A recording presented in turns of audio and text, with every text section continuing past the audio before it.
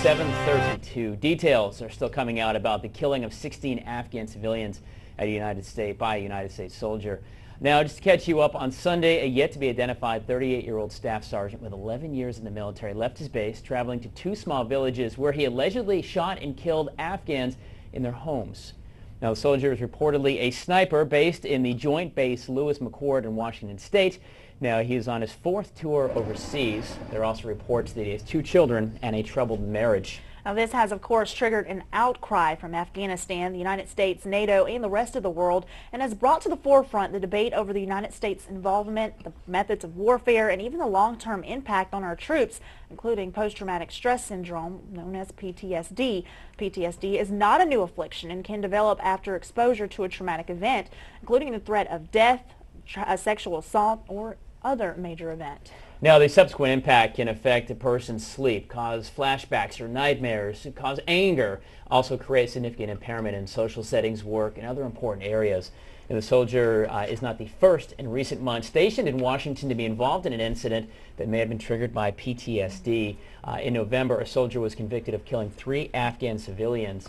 Also, there have been over a dozen suicides in 2010 alone at the base. Now, according to some soldiers, they are aware they have a problem, but sometimes feel as though their needs go unaddressed by the military.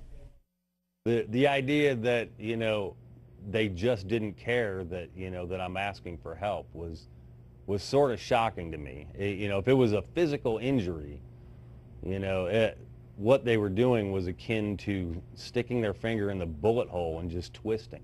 You surprised to hear what you heard about what this one soldier allegedly did over in Afghanistan?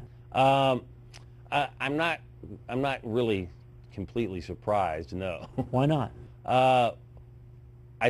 I don't know about his particular case, but I do know that part of the reason that I raised my hand and asked for help was because I couldn't envision me getting through another deployment without making some bad decisions.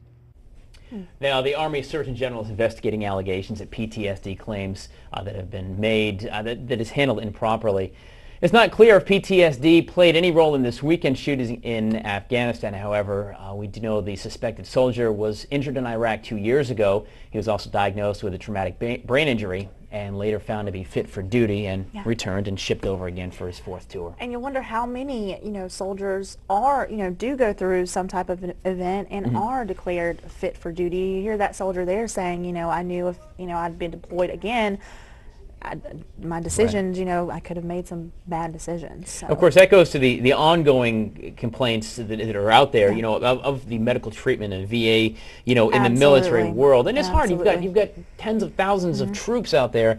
It really is hard to sit down for a doctor to sit down with each individual troop and really fully assess somebody and like you could in private practice. It's hard for someone in the military to come up and say, I am dealing with something. I do need to get this issue looked over, because these men and women, they're handling all of this. They're probably thinking, I can handle this. It's just a little stress. But sometimes it is good to sit down and talk about these things so that events such as, this weekend may not have to happen. I mean, we don't know that they're linked, but it could very well be the case.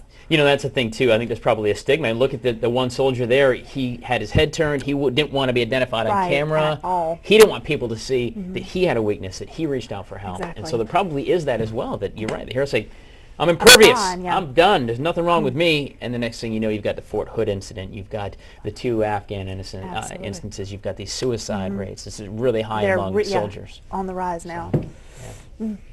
Well, here's what we're asking you this morning. Should PTSD or any mental illness be taken into consideration in these types of criminal cases that get prosecuted? And more of you commenting this morning on our Watch Fox Facebook page. Shez posts, yes, but as the article reads, his leaders didn't notice someone wasn't doing their job. And if this base has such a high incident rate, why isn't it being looked into? That's a very good point. Now, we want to hear your thoughts on the subject, of course. Post your comments right on our Watch Fox Facebook page or tweet us at hashtag WACHGDC. And in fact, just a couple of minutes, we're going to take a closer look at PTSD in general, not on the medical side or on the military side, but in general about PTSD. Absolutely. Tyler here is going to be sitting down with psychiatrist Gary and Gunter to further explore this affliction that impacts more than just soldiers. Stay with us, folks. Get your Skywatch weather forecast